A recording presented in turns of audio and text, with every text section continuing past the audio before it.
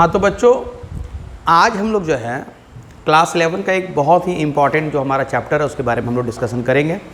हालांकि इसके बारे में हम लोग कुछ जानकारी, बहुत हद तक कुछ जानकारी हम लोग क्लास 10 में ऑलरेडी ले चुके हैं। तो पहले मैं आपको बता दूं उस चैप्टर का नाम क्या है। उस चैप्टर का नाम है सीक्वेंस एंड सीरीज़, जिसका एक पार्ट जिसको आप लोग अर्थमेटिक प्रोग्रेशन बोला करते थे, यानी कि एपी, उसका थोड़ा नॉलेज आपको क्लास 10 में बताया गया। लेकिन आज जो मैं आपको बताऊंगा ये बिल्कुल ज़ीरो लेवल से स्टार्ट किया जाएगा, बिल्कुल ज़ीरो लेवल से। तो क्लास 10th के बच्चों के लिए भी ये वीडियो फ़ायदेमंद होगी और क्लास 11 के लिए तो ये होगी ही होगी। तो हमारे क्लास 11 में जो इसका नाम बोला जाता है इस चैप्टर का, उसको बोलते हैं सीक्वेंस एंड सीरीज़। इसका नाम क्या है? Sequence and series. ये क्लास 11 के बुक में ये इसके इस नाम से पुकारा जाता है। ओके, और इसमें हमें पढ़ने हैं टोटल 3 पार्ट। एक होगा एपी, दूसरा जीपी और तीसरा भले ही हमारे सिलेबस पर ना हो मगर पढ़ना चाहिए, यानी कि एचपी, यानी कि अर्थमेटिक प्रोग्रेशन। और बाकी जब आएंगे तो आपको मैं उसका नाम बताऊंगा। तो बिना समय गंवाए मैं इस चैप्टर को स्टार्ट करूंगा, लेकिन कुछ बात बताना ज़रूरी है।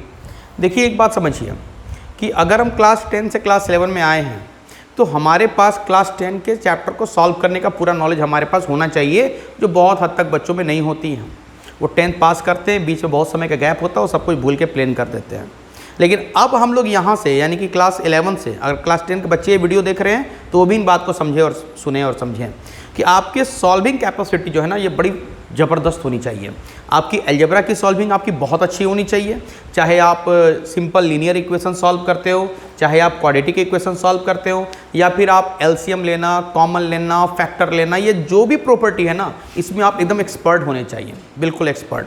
क्योंकि इसकी कमी के कारण जो है ना, अच्छे अच्छे बच्चों की मैथमेटिक्स जो है एकदम से गड़बड़ हो जाती है। और जिस दिन ये सुधर जाता है, अलजेब्रा, ट्रिग्नोमेट्री सॉल्व करने की जो कैपेसिटी है, तो आपकी 100% मैथमेटिक्स बहुत अच्छी हो जाएगी। आप इन बातों का ध्यान रखें। तो ये बेसिक नॉलेज आपको रखना है कि अगर हम कोई चैप्टर पढ़ रहे हैं ना, तो हमें अलजेब्रा और ट्रिग्नोमेट्री को अच्छा करना पड़ेगा। तो चलिए बच्चों, हम स्टार्ट करते हैं। आप जिस मकसद से वीडियो देख रहे हो उस बात को हम स्टार्ट करते हैं। और हम लोग आज स्टार्ट करेंगे सबसे पहले इसका चैप्टर जिसको हम बोलते हैं एपी, जिसका शॉर्ट फॉर्म हम लिख रहे हैं एपी। इसका पूरा नाम होता है अर्थमेटिक प्रोग्रेशन। अर्थमेटिक प्रोग्रेशन, इसका मतलब क्या है आप जब सुनेंगे तो हम यहाँ पर कुछ वैल्यू को लिखते हैं, बहुत ध्यान से सुने। जैसे 3, 5, 7, 9, डॉट डॉट डॉट, यहाँ कुछ वैल्यूज़ को लिखा गया। तो वैल्यूज़ में एक स्पेशल तरह का रिलेशन छिपा हुआ है। इन सारे वैल्यूज़ में एक स्पेशल तरह का रिलेशन छिपा हुआ है। और वो रिलेशन क्या है वो आप समझिए कि ये हमारा फर्स्ट टर्म है, जिसको अगर हम, आपके बुक में तो A1 लिखा होता है, लेकिन मुझे अच्छा लगता है T1 लिखना। ये हमारा सेकेंड टर्म है, ये हमारा थर्ड टर्म है, ये हमारा फोर्थ टर्म है। आप जब यहाँ देखेंगे तो 3 के बाद 5 है, यानी इससे 2 ज़्यादा है। 5 के बाद 7 है, यानी उससे 2 ज़्यादा है। 7 के बाद 9 है, यानी उससे 2 ज़्यादा है। तो ये देखते हैं कि सेम वैल्यू हमारा ऐड होते चला जा रहा है। और यदि मैं बैक से बात करूँ तो 5 - 3 की वैल्यू क्या हो रही है? 2। 7 - 5 की वैल्यू क्या हो जा रही है? 2। 9 - 7 की वैल्यू क्या हो जा रही है? 2। तो यहाँ पर आपको एक खास रिलेशन क्या दिख रहा है कि 2 लगातार टर्म के बीच का डिफरेंस। अच्छा, डिफरेंस कैसे निकाला जा रहा है? अगला टर्म माइनस पिछला टर्म, अगला टर्म माइनस पिछला टर्म, दैट इज 5 - 3, 7 - 5, 9 - 7। तो 2 लगातार टर्म के बीच का जो डिफरेंस है वो हर जगह इक्वल है। तो इस तरह के खास रिलेशन रखने वाले सीक्वेंस को हम लोग बोला करते हैं अर्थमेटिक प्रोग्रेशन। तो अर्थमेटिक प्रोग्रेशन के लिए जरूरी क्या है? फिर से आपको रिपीट कर देता हूँ। अर्थमेटिक प्रोग्रेशन के लिए जरूरी है कि 2 लगातार टर्म के बीच का डिफरेंस हर जगह इक्वल आना चाहिए। जैसे मान लीजिए, अगर मैं आपको कोई एग्जांपल लिखने बोलूँ, पहले इसका डेफिनेशन क्या होता है अर्थमेटिक प्रोग्रेशन एपी का? द सीक्वेंस, एक ऐसा sequence, the sequence which have common difference. आप चाहें तो मेरे साथ नोट भी कर सकते हैं कॉपी में, या बाद में आप स्क्रीनशॉट लेके नोट कर लेंगे। Common difference between two consecutive term, जिसमें 2 लगातार टर्म के बीच का डिफरेंस क्या हो? कॉमन हो। ओके, जिस सीक्वेंस में 2 लगातार टर्म के बीच का डिफरेंस हर जगह बराबर आएगा, वैसे सीक्वेंस को हम बोला करेंगे एपी, यानी कि अर्थमेटिक प्रोग्रेशन। Arithmetic progression. अब देखिए हम काम की बात करते हैं। अगर मैं आपको बोलूं कि आप अपने मन से एक सीक्वेंस लिखें, आप अपने मन से कोई सीक्वेंस लिखें जो एपी का हो, तो आप सबसे पहले अपने मन में कोई नंबर सोचेंगे। जैसे मान लीजिए आपने नंबर सोच लिया 5, एक वैल्यू सोच लिया 5, तो आप यहाँ पर स्टार्ट किया आपने 5 से लिखना। अब आपको एक और चीज़ सोचना पड़ेगा, वो क्या कि हम जो डिफरेंस जो कॉमन चाहते हैं उसको कितना रखा जाए। तो दो चीज़ तो आपको कंपलसरी सोचना पड़ेगा ना। पहला तो आपको सोचना होगा कोई एक वैल्यू यानी कि पहला टर्म, और उसके बाद जो डिफरेंस आप जो कॉमन बनाना चाहते हैं वो अपने मन में सोचें। मान लीजिए आपने डिफरेंस सोच लिया 2, मान लीजिए आपने डिफरेंस क्या सोच लिया 2, तो आपको करना क्या है, उसी डिफरेंस की वैल्यू को उसमें ऐड करते चलना है, उसी डिफरेंस को उसमें ऐड करते चलना है।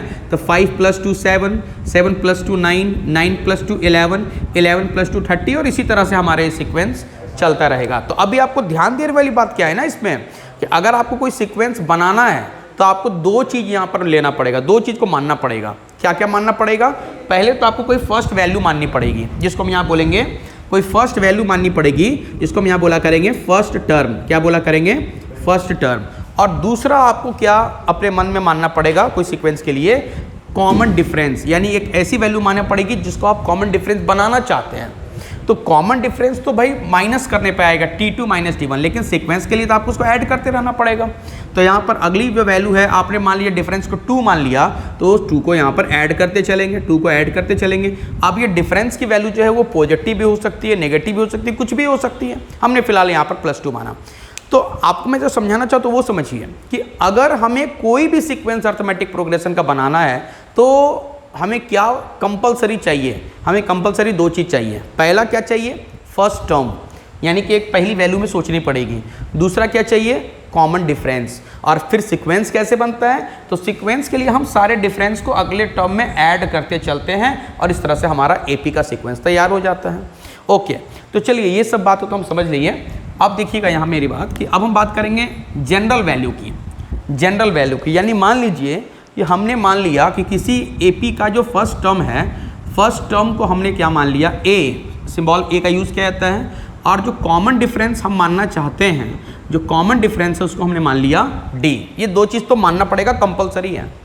अब आपका सीक्वेंस कैसे बनेगा? तो सीक्वेंस बनाने के लिए सबसे पहले तो आपको पहले वैल्यू को लिख देना है और डिफरेंस को आपको ऐड करते चलना है, सबको सारे टर्म में ऐड करते चलना है।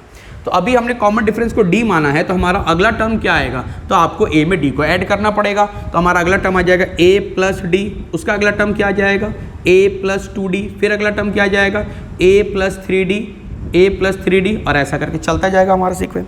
तो ये दो चीज़ जब हमें मिल जाए तो हम सीक्वेंस तैयार कर सकते हैं। जैसे हमें फर्स्ट टर्म मिल गया a और कॉमन डिफरेंस मिल गया d, तो हमारा सीक्वेंस हो गया a + d, a + 2d, a + 3d, इस तरह चलता चला जाएगा। अगर इसके आगे की बात करेंगे तो a + 4d, a + 5d, यानी d ऐड होते चला जा रहा है। तो अब इसको देख करके, इस सारे वैल्यूज़ को देख करके हम चाहते हैं स्पेशल फार्मूला। क्यों चाहते हैं वो आपको आगे बताएंगे। फिलहाल वो इस नेचर के आधार पर हम क्या देखते हैं कि जो हमारा पहला टर्म यानी कि जो हमारा फर्स्ट टर्म है, हो सकता है आपके बुक में A1 लिखा हो, आप A1 T1 जो लिखना चाहें लिखें। तो आपका मान लीजिए फर्स्ट टर्म यहाँ कितना है? तो फर्स्ट टर्म हमारा A है, तो हमने यहाँ A लिख दिया। सेकेंड टर्म क्या है? सेकेंड टर्म हमारा है a + d। ओके, हमारा ये तीसरा टर्म क्या है? तीसरा टर्म है a + 2d। हमारा ये चौथा टर्म क्या है? a + 3d। और इस तरह से हमारा सीक्वेंस चल रहा है, ये a + d, a + 2d, a + 3d। अब इसको आप गौर से देखिए तो इसमें रिलेशन छिपा हुआ है, और इसके माध्यम से आप एक जनरल टर्म के वैल्यू को लाएंगे, यानी कि nth टर्म की वैल्यू को लाएंगे। इसको हम क्या बोल रहे हैं? General term. जनरल टर्म यानी कि nth टर्म। nth टर्म जैसे ये हमारा फर्स्ट टर्म, ये सेकंड टर्म, ये थर्ड टर्म, ये फोर्थ टर्म, और ये जनरल टर्म यानी कि nth टर्म। nth टर्म और बाकी के टर्म में क्या डिफरेंस है? जैसे ये हमारा सेकंड टर्म मात्र एक टर्म को यहाँ पर दिखलाता है, वो दूसरे वाले टर्म को। ये वाला थर्ड टर्म ये तीसरे वाले टर्म को, और किसी को नहीं दिखला सकता ये। लेकिन ये हमारा जो nth टर्म है ये जनरल होगा। जनरल होने का मतलब कि आप n के जगह पर जो पुट कर देंगे ना वो वही टर्म बन जाएगा उसके स्पेशल रिलेशन में। देखिए जरा इसका फॉर्मूला क्या आएगा, आप जरा गौर से देखें। यहाँ पर a लिखा है तो साथ में आप इसको 0d भी तो लिख ही सकते हैं, हाँ a + 0 तो लिख ही सकते हैं। अब देखिए आप सबको देखें, सभी में a सभी में a आ रहा है, तो आपको यहाँ पर भी a लिखना पड़ेगा। सभी में प्लस का साइन है तो यहाँ पर भी प्लस देना पड़ेगा। ओके, अब ये देखें जब यहाँ पर 1 है तो यहाँ पर उससे एक कम यानी कि 0 है, दैट इज जिसको हम 1 - 1 बोल सकते हैं। जब यहाँ पे 2 है तो इस जगह पर कुछ नहीं है, तो 1 है यानी एक कम हो जा रहा है। तो यहाँ पे देखिए जब 3 है तो ये 3 - 1 यानी कि 2 है। जब यहाँ पर 4 है तो ये 4 - 1 यानी कि 3 है। तो हमेशा जितना यहाँ पर रहता है उससे एक कम इधर में हो रहा है। तो अगर यहाँ पर n है तो यहाँ पर कितना होगा, उससे जस्ट एक कम यानी कि n - 1, और इसको ब्रैकेट में लिखना होगा।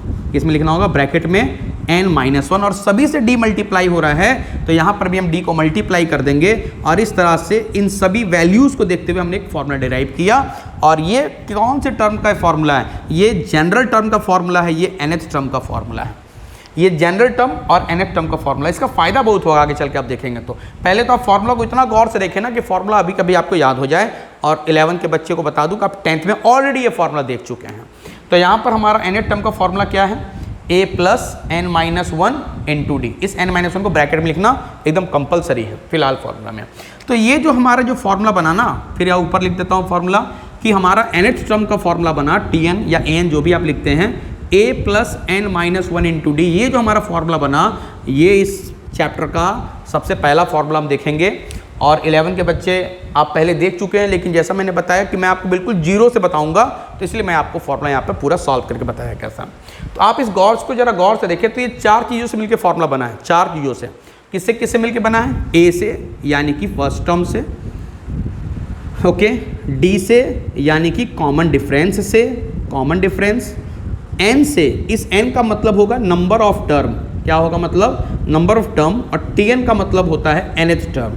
nth टर्म इसका दूसरा नाम बताया आपको जनरल टर्म, और कभी कभी एक खास मौके पर इसको हम लोग लास्ट टर्म भी बोला करेंगे। क्या बोला करेंगे, लास्ट टर्म। तो आप बड़े गौर से देखें, ये फॉर्मूला 4 चीज़ों से मिलकर बना है, tn, a, n, d, ये 4 चीज़ से। और आपके पास कम से कम इतना कॉन्फिडेंस तो होना ही चाहिए मैथमेटिक्स में कि अगर ये 4 में अगर किसी 3 की वैल्यू आपको मालूम हो तो आप निश्चित तौर पर इस फॉर्मूला में पुट करके चौथे को आप फाइंड कर सकते हैं। इतनी तो आपकी कैपेसिटी जरूर होनी चाहिए। मान लीजिए आपको a मालूम है, nth टर्म की वैल्यू मालूम है और कॉमन डिफरेंस मालूम है, और ये आपको नंबर ऑफ टर्म पूछना हो तो बड़े आराम से इस फॉर्मूला पुट कीजिए, अलजेब्रा के जो नियम है, जो कानून है, सबको पालन करते हुए सॉल्व कीजिए और इनके वैल्यू को फाइंड कर लीजिए। तो इतना तो आपके पास कैपेसिटी होना चाहिए। तो चलिए इसका आप लोग स्क्रीनशॉट ले ले थोड़ा, ओके, हाँ जी। तो ये आपका फॉर्मूला तैयार हो गया। अब इस फॉर्मूला के ऊपर हम लोग कुछ क्वेश्चंस को हम लोग सॉल्व करेंगे। तो जैसा मैं आपको बताया हूँ कि ये फॉर्मूला 4 चीज़ों से मिलकर बना है, और हमारे पास इतना कॉन्फिडेंस होना चाहिए कि अगर ये 4 में कोई 3 मालूम हो तो चौथा तो हम भाई निश्चित फाइंड कर लेंगे। इतना कैपेसिटी होनी चाहिए। अब वो वैल्यू आपकी पॉजिटिव हो, नेगेटिव हो, फ्रैक्शनल हो, चाहे जैसे भी हो, आपको इतना तो काम आना चाहिए। अब जरा बहुत गौर से देखिए, हम इसके ऊपर कुछ क्वेश्चंस को हम करने वाले हैं सॉल्व, ओके। तो हम लोग बिल्कुल भी घबराएंगे नहीं, हड़बड़ाएंगे नहीं, और हम लोग एक एक सीढ़ी के जैसा इस क्वेश्चन को, इस चैप्टर को पढ़ते चलेंगे। तो जैसे हमारे पास एक क्वेश्चन यहाँ आ चुका है, चलिए देखिए यहाँ पर एक क्वेश्चन है हमारे पास बुक में, जो हमारे RS अग्रवाल की बुक हमारे पास है। क्या बोला है, which term of the AP, which term of the AP, और यहाँ पर AP का सीक्वेंस दिया 4, 9, 14, 19, इज 109, इज 109। आप ये क्वेश्चन समझ पा रहे हैं। इसमें क्या बोला गया है, which term of the AP, ये AP है, इज 109, यानी इस सीक्वेंस में कौन सी टर्म की वैल्यू 109 होगी, किस टर्म की वैल्यू 109 होगी। तो आप इस सीक्वेंस को देखें, और आपको पता है कि फॉर्मूला में 4 चीज़ें मिलकर बना है, A से, D से, N से और Tn से, ओके। अब आप देखिए सीक्वेंस आपको मिल क्या क्या रहा है, और फॉर्मूला को मैं लिख देता हूँ यहाँ पर। Tn का फॉर्मूला होता है a + n - 1 × d, ओके। ये तो जरूर याद रख ले आप लोग। तो इस सीक्वेंस को गौर से देखें, गौर से देख करके आप ये पता करें कि आपको इसमें क्या क्या मिल रहा है। तो सबसे पहले तो आपको मिल जाएगा यहाँ पर फर्स्ट टर्म यानी कि a। तो आपको फर्स्ट टर्म की वैल्यू मिल चुकी है, यानी a की वैल्यू मिल चुकी है, वो कितना है 4। और इस सीक्वेंस आपको क्या मिल रहा है, तो जब यहाँ पर सीक्वेंस ही दे दिया है तो आप डिफरेंस निकाल तो सकते हैं, यानी d तो निकाल ही सकते हैं। तो 9 - 4 यानी डिफरेंस की वैल्यू क्या हो गई 5, और ये हमारा 109 कौन सा टर्म है मालूम नहीं, तो इसको हम मान लेते हैं nth टर्म, कि nth टर्म की वैल्यू कितनी है 109, तो n की वैल्यू क्या होगी। तो ये देखिए, ये तो बिल्कुल उसी फॉर्मूला पे बेस्ड होगा कि आपको a मालूम हो गया, dn मालूम हो गया, आपने मान लिया कि ये nth टर्म की वैल्यू है, तो n की वैल्यू आपको फाइंड करनी है। तो मैंने आपको बताया कि कम से कम इतना तो आपके अंदर कैपेसिटी होना चाहिए कि फॉर्मूला पुट कीजिए और सही से सॉल्व कीजिए। तो क्या होगा यहाँ पर, तो पहले तो आप फॉर्मूला लिखना चाहें तो लिख लें, Tn is equal to a plus n minus 1 into D. तो Tn की वैल्यू क्या है, तो Tn की वैल्यू 109 है, a की वैल्यू 4 है और n माइनस 1 करेंगे तो 5 माइनस 1 4 और ये हो जाएगी d। तो 109 में 104 को आप कर दें माइनस, तो क्या हो जाएगा 109 minus 1 minus 4 equal to 4d। तो ये हो जाएगा यहाँ पर 105 इज इक्वल टू 4d, तो हो जाएगा 105 by d, sorry 105 by 4 is equal to d। अब यहाँ पर आप इसको कैंसिल करेंगे, वो 105 हो रहा है, 109 दी गई वैल्यू यहाँ पर क्या 109। ओके, डिफरेंस यहाँ पर जो है 5 का आ रहा है, डिफरेंस यहाँ पे मालूम है, सॉरी यहाँ पे थोड़ा हम लोग गलती कर चुके हैं, यहाँ में n मालूम नहीं है, ये हमने पुट करने में थोड़ा रॉन्ग किया, n हमें मालूम नहीं है लेकिन डिफरेंस हमें मालूम क्या है 5, और ये हो जा रहा है यहाँ पर a की वैल्यू क्या है 4 प्लस 5n माइनस 5, यहाँ पर हमने गलती से n की जगह वैल्यू को पुट किया था जबकि ये d की वैल्यू 5 है। अब सॉल्व करिए तो 109 4 माइनस 5 दैट इज माइनस 1, जो इधर आके हो जाएगी प्लस 1 और यहाँ हो जाएगी 5n, तो ये हो जाती है 1110 इक्वल्स टू 5n और n की वैल्यू हो जाएगी 110 डिवाइडेड बाय 5, 5 2 जा 10, 5 2 जा 10, तो n की वैल्यू क्या हो गई 22। तो ये देखिए आप इसको जरा सावधानी से करेंगे तो आपको ये एकदम से इजी क्वेश्चन है कि आपको Tn A N D में 3 चीज़ आपको दिया गया है, क्या क्या दिया गया है, A मालूम है, D मालूम और Tn की वैल्यू मालूम है, तो आपको क्या निकालना है n, तो जस्ट आपको पुट करके उसको सही से सॉल्व कर दीजिए, आपका आंसर तैयार है। तो आप लोग इसको जरा स्क्रीनशॉट ले करके या वीडियो को रोक करके आप क्वेश्चन को ट्राई करेंगे। ओके, अब यहाँ पर देखिए इस क्वेश्चन को और भी तरीके से पूछा जा सकता है, वो क्या, जैसे यहाँ पूछा कि which term of the AP is this, AP की कौन सी टर्म की वैल्यू 109 है। अगर मान लीजिए आपसे ये पूछता कि क्या इसकी टर्म 109 है, तो दोनों में क्या डिफरेंस है।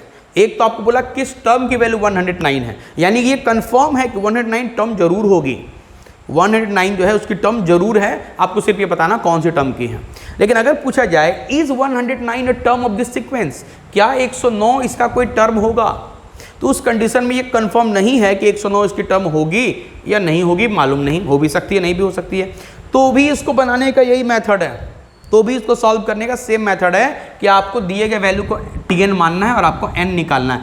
n की वैल्यू जो है वो बताएगी कि ये टर्म उस सीक्वेंस का होगा या नहीं होगा। कैसे, नंबर ऑफ टर्म जो भी होगी वो हमेशा नेचुरल होगी, पॉजिटिव होगी, नेचुरल तो पॉजिटिव होती ही है, वो कभी भी नेगेटिव या फ्रैक्शनल नहीं हो सकती हैं। तो अगर n की वैल्यू हमारी नेचुरल आ गई तो निश्चित तौर पे ये उसका टर्म है, और कौन से टर्म है तो वो तो आपके n की वैल्यू बता देगी। तो n की वैल्यू आपको 2 चीज़ बताएगी, पहला क्या, वो टर्म होगी या नहीं होगी, दूसरा अगर होगी तो कौन सी होगी। ठीक है, तो ऐसे क्वेश्चन को शब्दों में हेर फेर करके बनाया जा सकता है। ओके, तो यहाँ पर एक क्वेश्चन ऐसे आ जा रहा है, आप लोग लिख लें, इज 301 अ टर्म, जैसे यहाँ क्वेश्चन है इसको आप लोग नोट कर चुके होंगे। नेक्स्ट क्वेश्चन यहाँ पर हम करने जा रहे हैं, देखिएगा बहुत ध्यान से, यहाँ पर इज 301 अ टर्म, क्या दिया हुआ है, is 301 a term of the sequence, मान लिया शॉर्ट में लिखा 5 11 17 23 डॉट डॉट डॉट। इसका मतलब यहाँ पर वही जो मैं आपको बताया अभी कि क्या 301 इसका टर्म होगा, मालूम नहीं। अगर बोलता है कि 301 कौन सा टर्म होगा तो कंफर्म होता भाई होगा तो जरूर, खाली आपको पता करना कौन सा। लेकिन यहाँ पूछ रहा है कि क्या ये टर्म होगा, तो आपको मैं क्या बताया कि आप सेम उसी प्रोसेस से क्वेश्चन को बनाएंगे और n के वैल्यू को निकालेंगे। n की वैल्यू 2 चीज़ बताएगी, वो टर्म होगा या नहीं होगा। कैसे, अगर वो वैल्यू पॉजिटिव होगी, नेचुरल होगी, तो निश्चित तौर पे वो उसमें बिलोंग करेगा, उसके सीक्वेंस में वैल्यू आएगी, और जिस n की जो वैल्यू नेचुरल होगी उसी टर्म का वो वैल्यू होगा। तो चलिए यहाँ पर आप फिर से सीक्वेंस को गौर से देखें, और सीक्वेंस को गौर से देखने के बाद a का पता लगाएं, तो a कितना मिलेगा 5, d तो 5 और यहाँ पर 11, तो 11 माइनस 5 क्या होता है 6, और हम मान लेते हैं मान लिया कि nth टर्म की वैल्यू क्या है 301, और आपको पता किसका लगाना है n का। तो ये तो सेम वही क्वेश्चन हो गई उसी तरह से। तो फिर आप फॉर्मूला यूज़ करेंगे Tn का formula a plus n minus 1 into D. तो Tn की वैल्यू क्या है 301, a की वैल्यू क्या है 5, n मालूम नहीं, डिफरेंस कितना आ रहा है 6 का। तो यहाँ पर आपका आ जाएगा 301 माइनस 5 और यहाँ जाएगा n माइनस 1 इंटू 6। तो 301 में अगर आप 301 में, अच्छा इसको आप और भी इधर ही सॉल्व कर लें, तो 5 प्लस 6n माइनस 6, तो 301 5 माइनस 6 मिलके हो जाएगी कितनी, -1, जो इधर आके हो जाएगी +1 और ये हो जा रही है 6n, तो हो जाएगी 302 इज इक्वल्स टू 6n, तो हो जाएगी n की वैल्यू 302 डिवाइडेड बाय 6, और ये कभी भी कट के कोई नेचुरल नंबर नहीं आ सकता। 302 कभी भी कट कर कोई नेचुरल नंबर नहीं आ सकता, तो हम यहाँ लिख देंगे नॉट पॉसिबल, ये संभव है ही नहीं। और अगर n की वैल्यू संभव नहीं है, इसका मतलब ये 301 इस सीक्वेंस का टर्म नहीं होगा। हम क्या लिखेंगे, that is 301 is not a term of given sequence.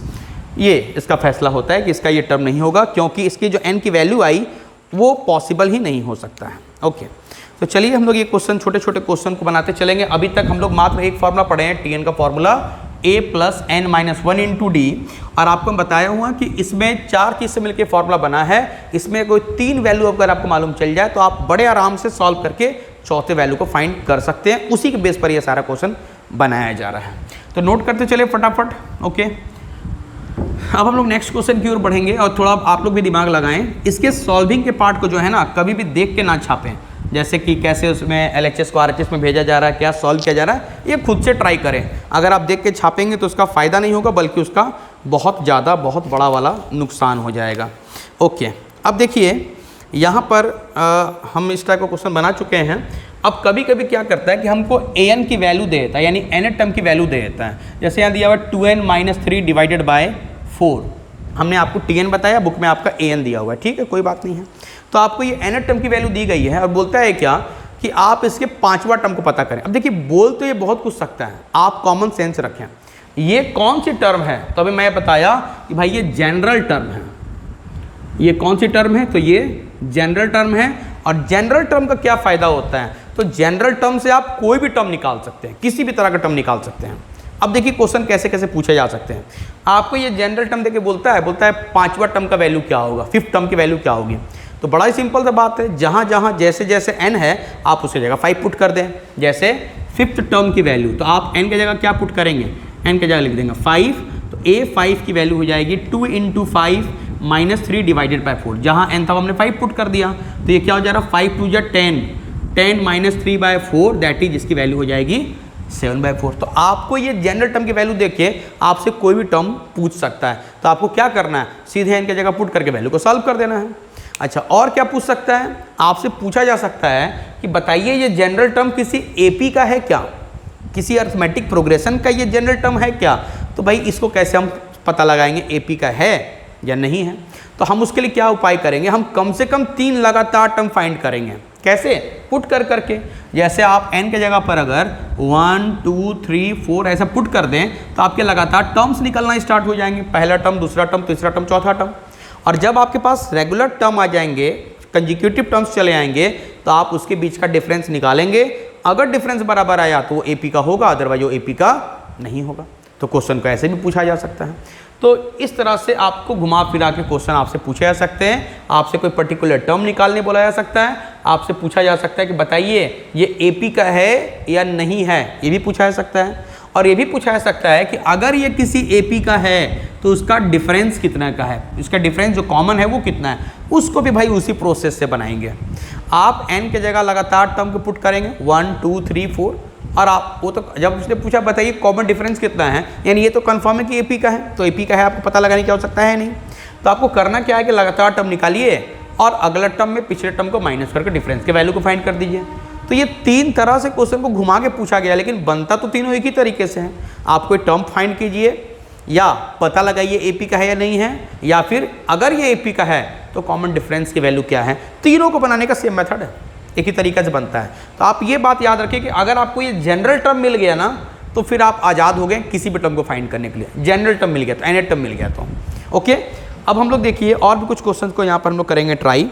तो इस तरह से तो क्वेश्चन आप बना सकते हैं। अब जो मैं आपको बताने जा रहा हूँ बहुत ध्यान से सुने मेरी बात। इस तरह के छोटे छोटे क्वेश्चन आप लोग प्रैक्टिस करेंगे ओके। कि अगर वे 4 में कोई 3 की वैल्यू आप लोग को मालूम है तो चौथे को कैसे फाइंड करेंगे। अब देखिए मैं इधर बोल तो दे रहा हूँ कि आप पुट करके सॉल्व कर लीजिए, लेकिन बहुत सारे बच्चों की समस्या ये होती है कि उनको पुट करके सॉल्व करने में भी प्रॉब्लम है।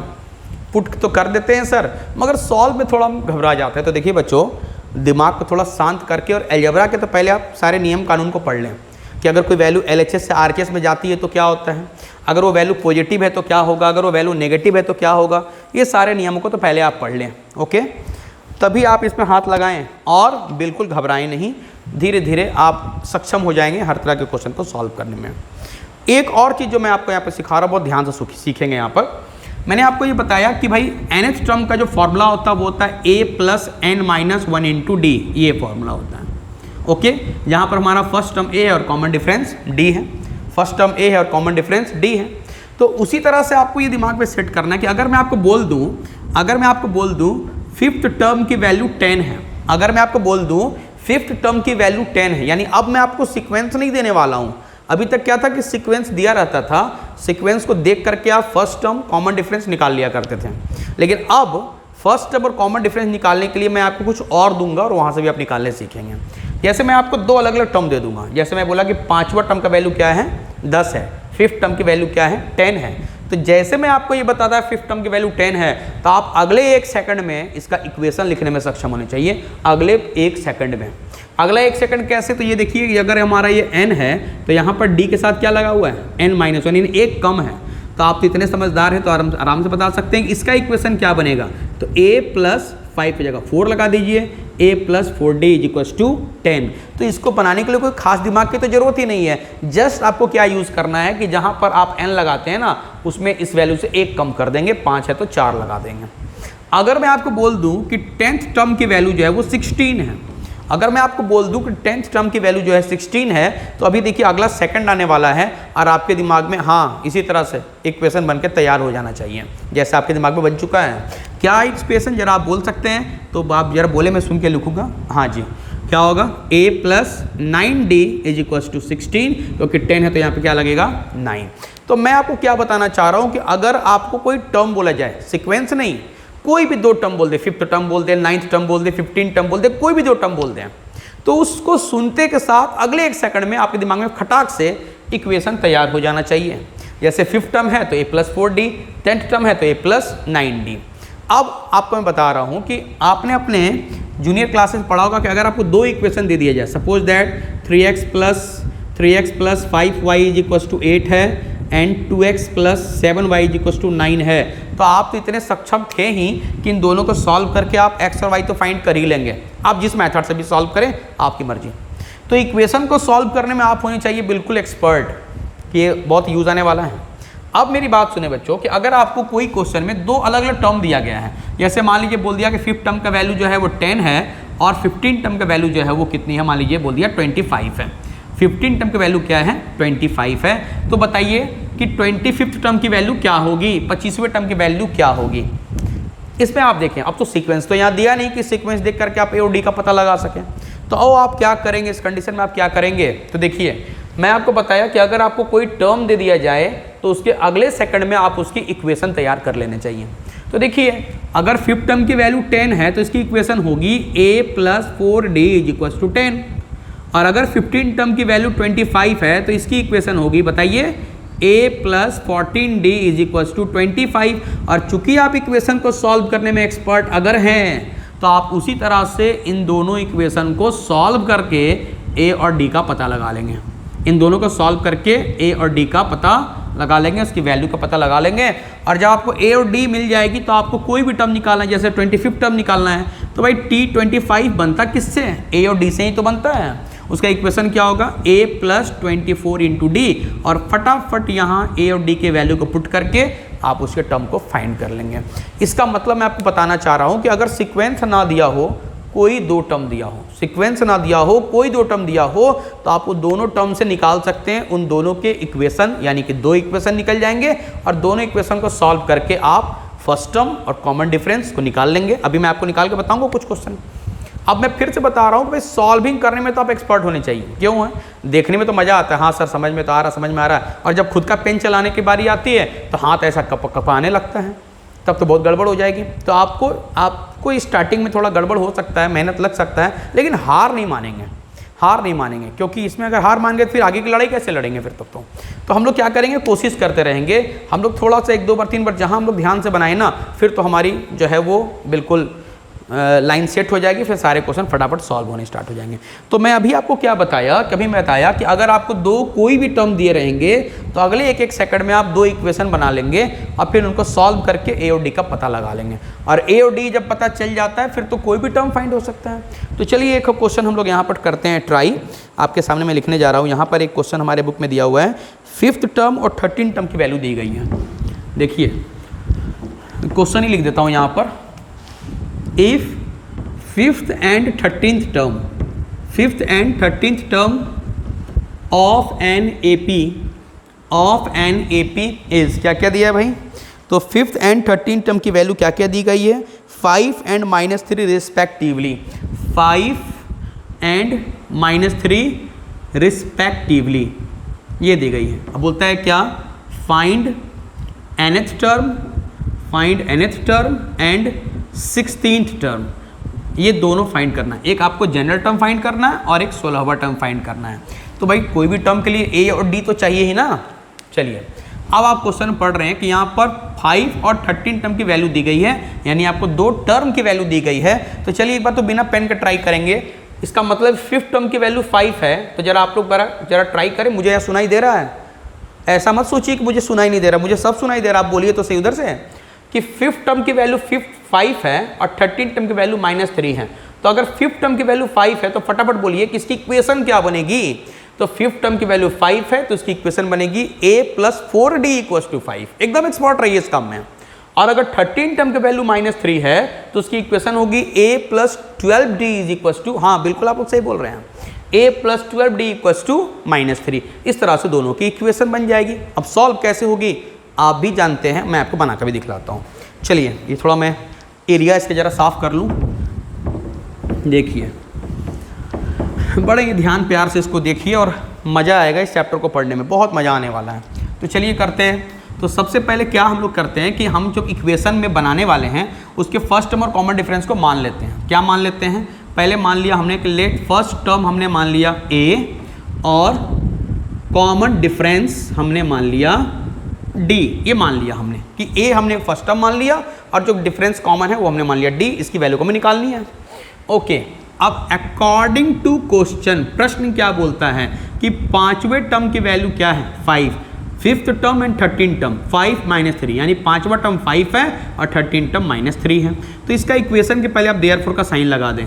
तो इसका इक्वेशन अभी बताएं ना आप लोग हमको, a + 4d = 5, ये तो अभी आप ही लोग हमको बताएं।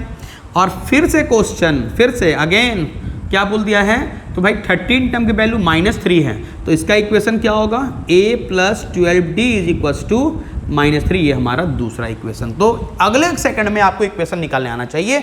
चाहे मैं आपको बोल दूं भाई कि 15th टर्म की वैल्यू 15 है तो आप फट से इसका इक्वेशन तैयार कर लेंगे। क्या होता है, a + 14d = 15। क्या फिर से बोलिए, a + 14d = 15। चलिए ठीक है, तो ये हमारा दो इक्वेशन तैयार हो गया। अब हमें सॉल्व करना। अब आप क्या देखते हैं कि इन दोनों में जो a और a मैच कर रहा है, अगर इन दोनों को हम माइनस कर दें, सब्सट्रैक्ट कर दें, तो फटाफट हमारा जो है a कैंसिल होकर d का वैल्यू निकल जाएगा और फिर d को किसी में पुट करेंगे तो a निकल जाएगा। तो चलिए बोलते क्यों रहे, इसको बना के देखते हैं।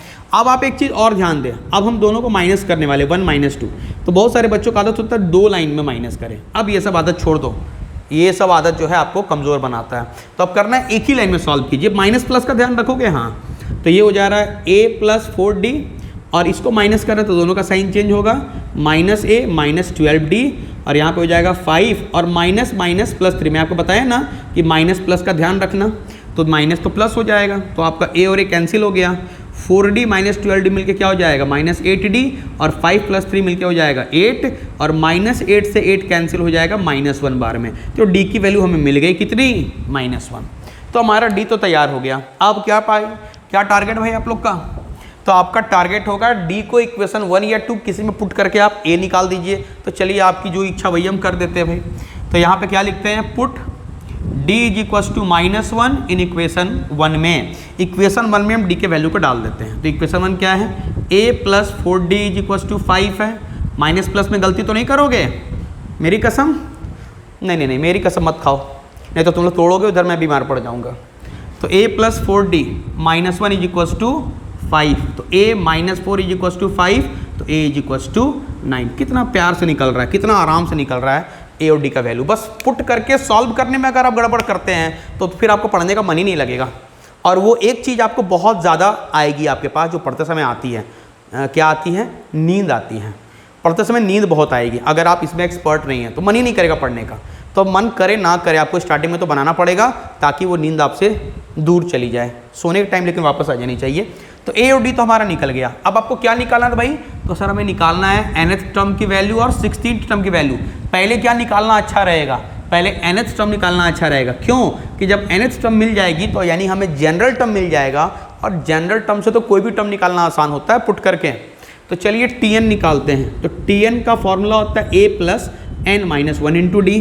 तो a की वैल्यू क्या है? 9 प्लस n माइनस 1, और डिफरेंस कितना चला आ रहा है? -1। अब देखिए बच्चों, ये भी बहुत कोई गलती करते हैं। डिफरेंस का वैल्यू नेगेटिव है तो वो कैसे पुट कर देते हैं? इस तरह से बोलते हैं हाँ सर मैंने तो बिल्कुल करेक्ट किया। नहीं, आपको यहाँ ब्रैकेट लगाना एकदम ज़रूरी है। ब्रैकेट को हल्के मत लें। एक ब्रैकेट, एक कॉमा पूरा कॉन्सेप्ट ही बदल देता है, पूरा आंसर ही बदल देता है, इसलिए उसको हल्के में नहीं लेना चाहिए। अब सॉल्व कीजिए। 9 n को -1 से किया, -n माइनस माइनस +1, तो हमारी Tn की वैल्यू आ जाएगी 10 - n। सही तो आई?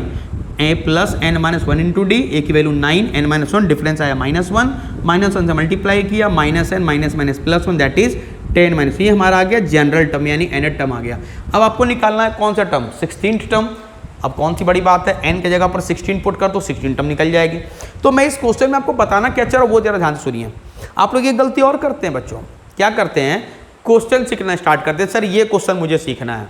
अरे भाई आप कॉन्सेप्ट सीखिए कि एक बार मैं जब आपको बता दिया कि आपको अगर कोई भी दो टर्म दे दिया जाए तो अगले 1 सेकंड में आप इक्वेशन निकाल लें और अगले कुछ मिनट में इक्वेशन को सॉल्व कर लें। तो आपको जब भी ये कंडीशन आए ना, आप इसमें करने में एकदम एक्सपर्ट होने चाहिए।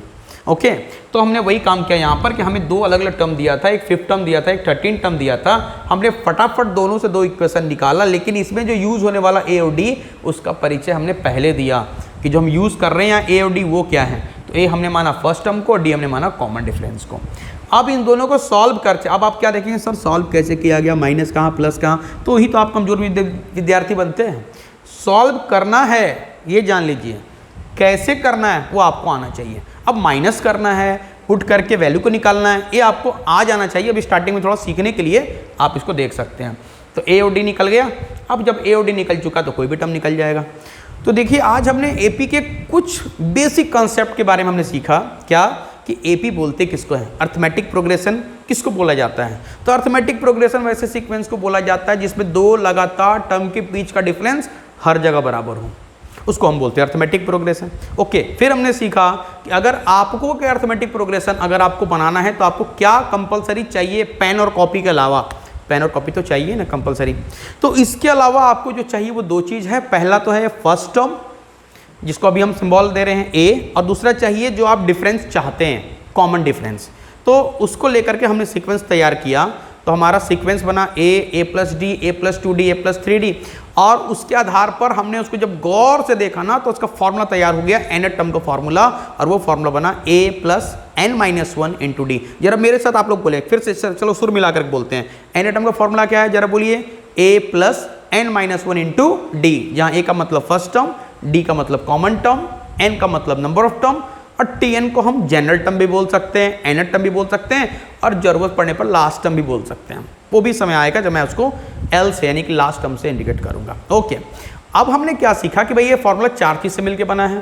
तो इस 4 में यदि कोई 3 की वैल्यू में मिल जाए तो आपके पास इतना कॉन्फिडेंस जरूर होना चाहिए कि हम चौथे को श्योर फाइंड कर लेंगे सर, श्योर। हाँ जी, ये कॉन्फिडेंस आपके अंदर होना चाहिए। और उसके बाद हमने क्या देखा कि आपसे कभी कभी ये भी पूछा जा सकता है कोई वैल्यू देकर के, क्या ये वैल्यू सीक्वेंस की है, क्या ये वैल्यू सीक्वेंस की है। तो मैं आपको बताया कैसे निकालता हूँ। उसके लिए हम मान लेते हैं कि हाँ है और वो nth टर्म में है, और सॉल्व करके n की वैल्यू निकालते हैं। n की वैल्यू डिसाइड करती है कि वैल्यू ए टर्म की वैल्यू होगी या नहीं होगी। कैसे, n की वैल्यू हमेशा पॉजिटिव होगी और कभी नेगेटिव नहीं हो सकती है, कभी फ्रैक्शनल नहीं हो सकती है। अगर नेगेटिव फ्रैक्शनल आई तो बात वहीं खत्म, रिश्ता वहीं खत्म, सौदा वहीं खत्म, ये टर्म होगी ही नहीं। लेकिन अगर n की वैल्यू आपकी पॉजिटिव आ रही है और n की वैल्यू नेचुरल है तो आप बोलेंगे हाँ जी, बड़े प्यार से बोलेंगे ये टर्म है और ये वाली टर्म है। और उसके बाद हमने देखा कि अगर आपको सीक्वेंस ही नहीं दिया और कोई भी आपको 2 टर्म दे दिया, 5वां टर्म, 10वां टर्म, 20वां टर्म, 25वां टर्म, कोई भी 2 टर्म दे दिया, तो आपको अगले 1 सेकंड में उस 2 टर्म से उसके इक्वेशन तैयार करने आने चाहिए। जैसे मैं आपको यहाँ पे इक्वेशन को तैयार करके बताया, और कुछ ही मिनट को पलक झपकते, अब इतनी पलक मत झपकाओ, थोड़ा धीरे धीरे झपकाओ, कि कुछ ही समय में आप सॉल्व करके ए और डी के वैल्यू को बड़े आराम से निकाल लीजिए। और जब आपका ए और डी तैयार हो गया है तो फिर तो आपको जो दे दे फाइंड करने, कोई भी टर्म फाइंड करने दे दे, आप बड़े आराम से फाइंड कर सकते हैं। तो आज हमने जस्ट बेसिक सीखा हूँ, और आप जो है अपने बुक से इससे रिलेटेड कुछ क्वेश्चन को बनाएं, और अगर कुछ प्रॉब्लम होता है तो आप मैसेज के द्वारा हमसे पूछें। अगर आप हमारे आस पड़ोस में हैं तो भाई हमसे कंसल्ट कर लें, मैं आपको 100% बता दूंगा, आपकी सहायता के लिए तो यहाँ पर खड़े हैं। और उसके बाद आगे की स्टोरी क्या है ये हम लोग देखेंगे अगले वीडियो में। तब तक जो है मैं आपको बता रहा हूँ कि आप एक बार इक्वेशन सॉल्व करने में अपनी रफ्तार को बढ़ा लें। इक्वेशन सॉल्व कर रफ्तार बढ़ा दें, क्योंकि हमारी पेन जब चलेगी ना तो आग लगना चाहिए, आग लगना चाहिए, मतलब स्पीड ज़्यादा होनी चाहिए, कॉपी में आग नहीं लगा देनी है। तो चलिए ठीक है, अब मिलेंगे हम लोग अगले वीडियो में। तब तक आप लोग उसको थोड़ा प्रैक्टिस करते रहें। हाँ, टाइम पास नहीं करना, थोड़ा पढ़ाई पे भी ध्यान दिया करो, अब तुम लोग बड़े हो रहे हो यार। Okay bye.